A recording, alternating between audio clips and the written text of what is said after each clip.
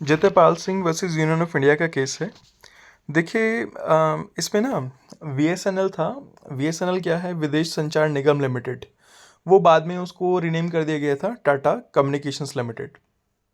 तो क्वेश्चन यही था इसमें, जो हम पहले जजमेंट्स में करते आ रहे हैं, कि whether this Tata communications limited qualifies as a state under Article 12 or is it subject to writ jurisdiction under Article 226। तो अब हुआ क्या था इसमें? देखिए, वीएसएनएल ना एक गवर्नमेंट ओन्ड एंटिटी था for international communications, international telecommunications.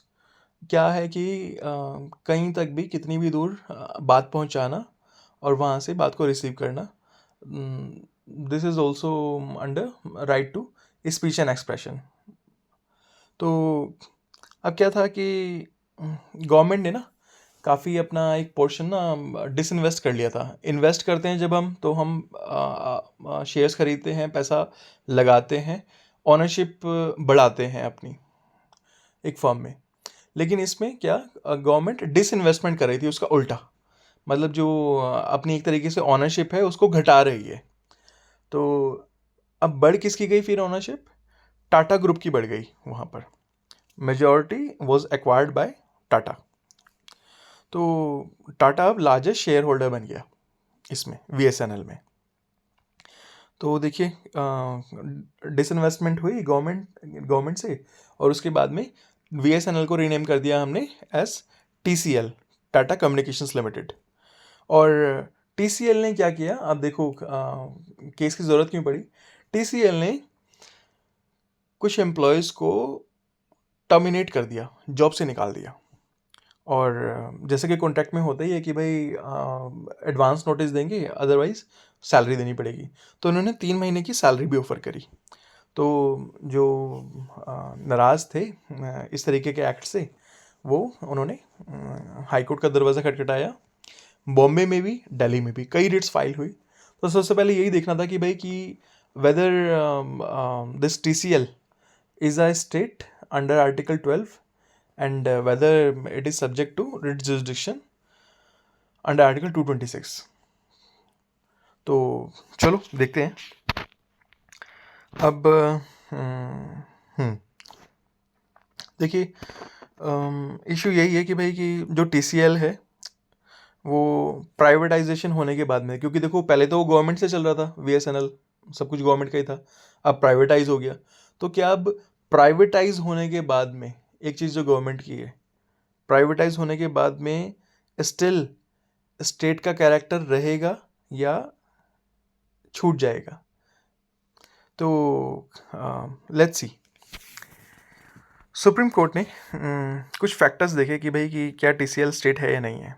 देखो, गवर्नमेंट का ना बहुत ही छोटा सा माइनॉरिटी स्टेक रह गया था, बहुत ही कम शेयर रह गया था, दैट इज़ 26.12% इन टीसीएल। और टाटा ग्रुप का बहुत ही मेजॉरिटी में था। तो देखिए, गवर्नमेंट के कंट्रोल की अगर बात करें तो गवर्नमेंट का कंट्रोल तो ऑलमोस्ट ना के बराबर था, क्योंकि ये टाटा ग्रुप अपने डिसीजंस खुद ही लेता था, कोई गवर्नमेंट से पूछ के नहीं ले रहा। और पब्लिक फंक्शंस की अगर हम बात करें तो टेलीकम्युनिकेशंस, जैसे हमने अभी पहले बात करी, टेलीकम्युनिकेशंस फंडामेंटल राइट से लिंक कर सकते हैं हम कि right to speech and expression, that is in article 19(1)(a)। तो उसको एक तरीके से इंश्योर कर रहे हैं, ये सपोर्ट कर रहे हैं उस आर्टिकल को। लेकिन कैसे? क्या फ्री में? नहीं। जैसे एक प्राइवेट कंपनी कोई भी सर्विस देती है, पैसे लेती है, ऐसे ही ये भी कमर्शलाइजेशन है कि जो भी सर्विसेज दे रहे हैं टेलीकम्युनिकेशन की, उसके लिए चार्ज कर रहे हैं लोगों को। तो ये तो जैसे एक प्राइवेट कंपनी में मैनेजमेंट चलता है वैसे ही चल रहा है। तो अब देखिए, डिसीजन देखते हैं हम क्या रहा। सुप्रीम कोर्ट ने कहा कि भाई टीसीएल एज अ स्टेट तो क्वालिफाई नहीं करती अंडर आर्टिकल 12। और क्या बोला कोर्ट ने कि भाई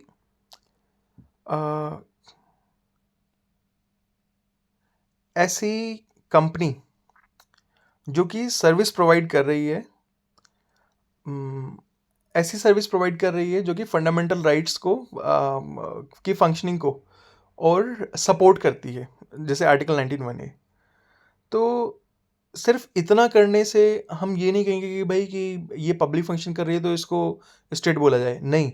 it is still a private entity और अपनी सर्विसेज देने के लिए पैसे चार्ज कर रही है। It would not come in the ambit of article 12 of state. तो TCL इसलिए is not subject to writ jurisdiction under article 226। और अपील्स को डिसमिस किया गया। हाई कोर्ट्स ने जो पहले अपील्स डिसमिस करी थी, जब ये सुप्रीम कोर्ट आए तो उन्हीं को ही सुप्रीम कोर्ट ने अपहोल्ड किया।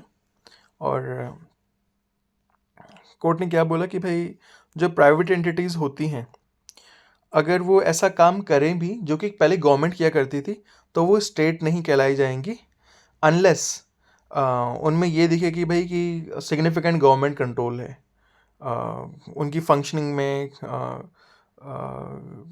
किसी भी तरीके का गवर्नमेंट कंट्रोल है, कोई फाइनेंशियल एड मिल रहा है, या उस एंटिटी के रोल में गवर्नमेंट भी कुछ फंक्शन परफॉर्म कर रही है, और तब वो पब्लिक फंक्शन परफॉर्म कर रही है एंटिटी।